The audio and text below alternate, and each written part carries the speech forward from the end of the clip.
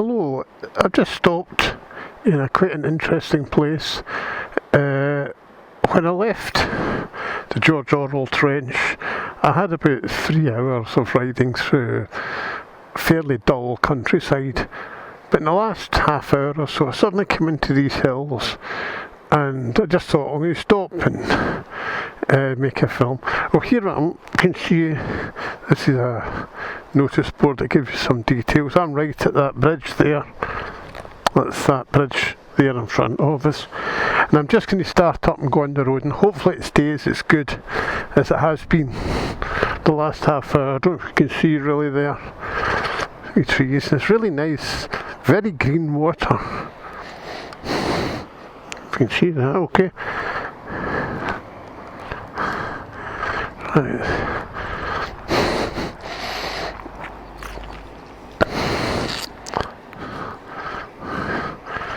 I just saw a camper van go past in the direction I'm going, so I imagine a lot of this video will be following a slow camper van. Okay, let's go.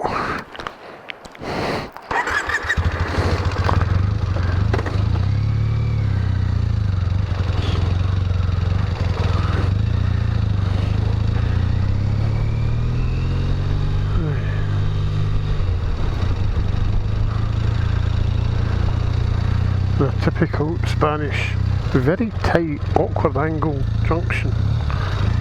You got to take your life in your hands a wee bit here and hope somebody doesn't come that corner too fast.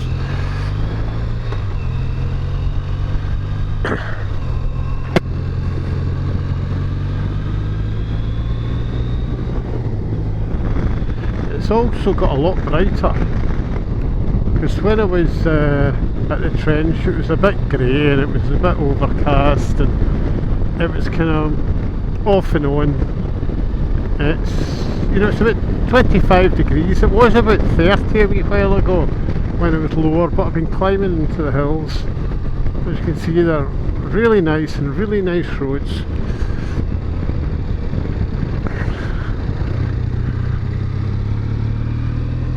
I've absolutely well, other than my destination, I've got absolutely no idea where this road goes. I imagine it'll go over a pass or something.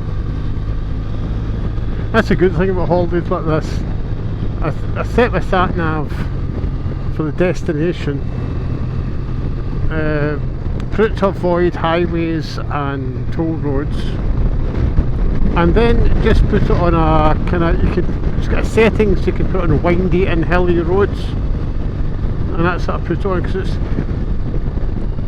I'll probably be on the road most of the day. I think it's suggesting I've got about another 2 hours, and but it's filling the days nicely. I mean, I could do it if you went the main roads. You'd probably be everywhere by noon, but you get to see the more interesting roads. Look at that stone, the rocks there through this valley.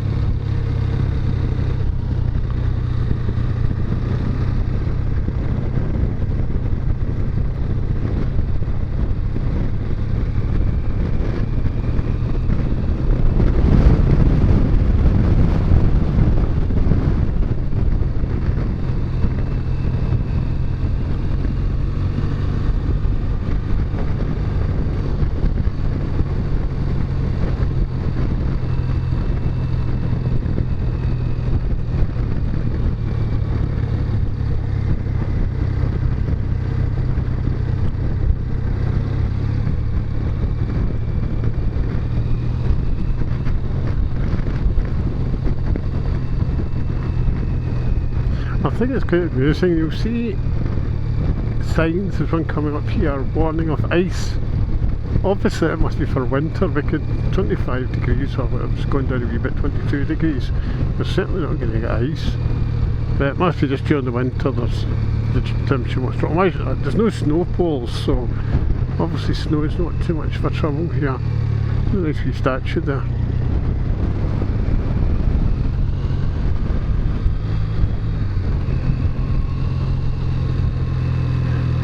The a lot of the riding today, it was the first couple of 3 hours after the Orwell Trench. It was just, not only is it pretty dull, but this part of Spain, that part of Spain was very sparsely populated. Okay, we're going past a town now, but I've been on 2 fill-ups of fuel today, and each time I ran onto reserve before I could find a petrol station. In fact, the last one I was really starting to get slowing down and freewheeling down hills just in case I completely ran out. The mistake before this trip, I didn't take a note of how big the reserve tank on this bike is, so I've got no idea how far you're going to get. Now I am going to go for it here. I saw he's pulling over. Nice man. Excellent. That's a bit better. I'm not sure if that's natural up there or that we probably can't see it. Up to the left. I don't think it's quarrying. I think it's just a rock falling away from the cliff.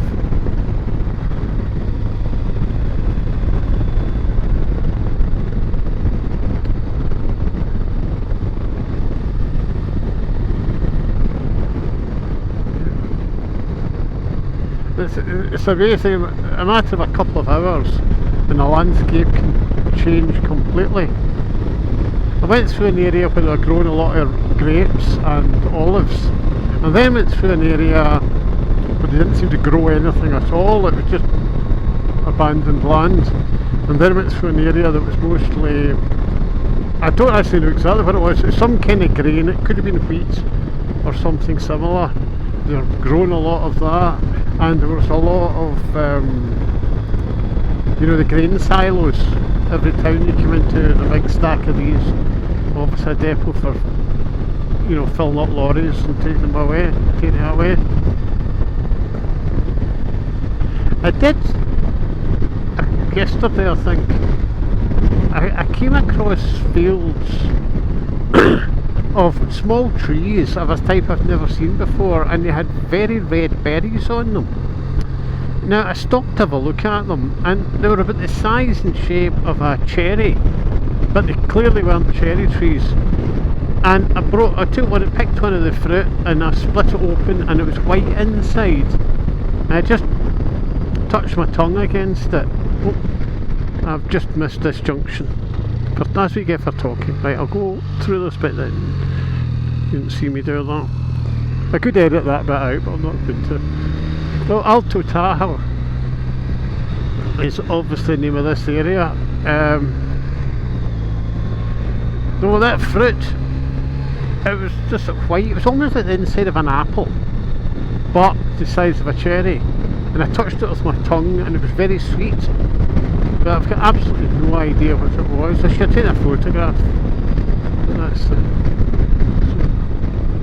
one thing I would say is, I think I've mentioned before, the standard of roads here is very high. There's a few that have been patched a bit, but a lot of them are as good condition as this. And what is a very, there's not many people here, there's not much traffic here.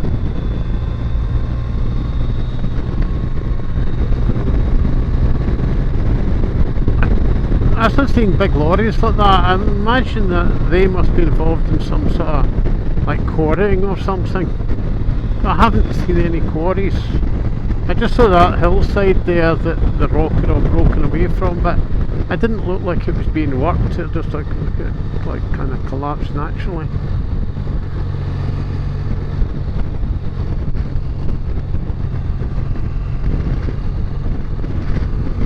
Go for it.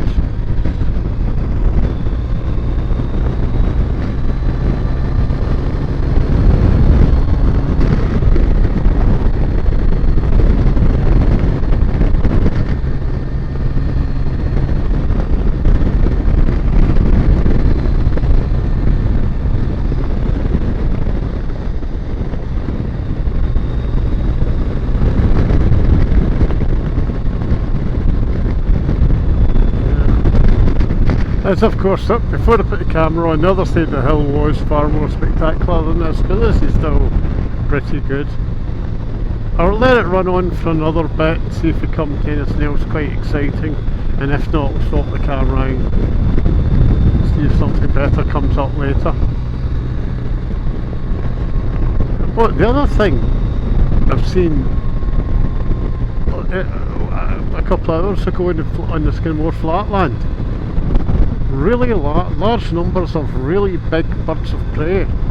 Now, I'm not going to say they were eagles, but big groups of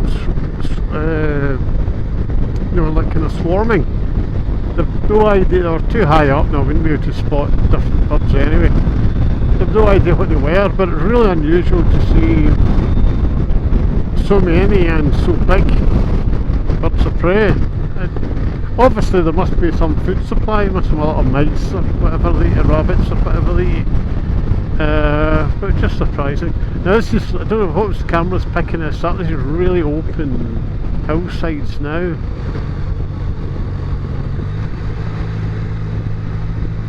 That's really nice.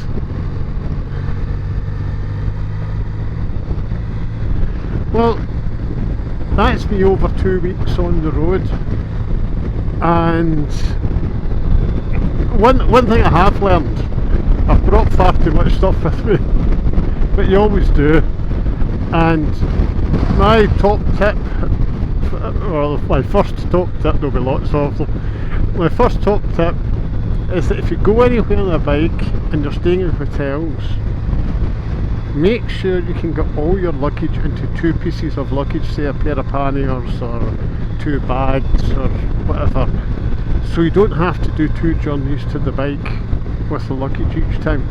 That's getting to be a drag, because I'm always like way upstairs, or I've got tiny slow lifts, and I've got underground car parks, and getting backwards and forwards, and then load back to the room, get the other set, load it up.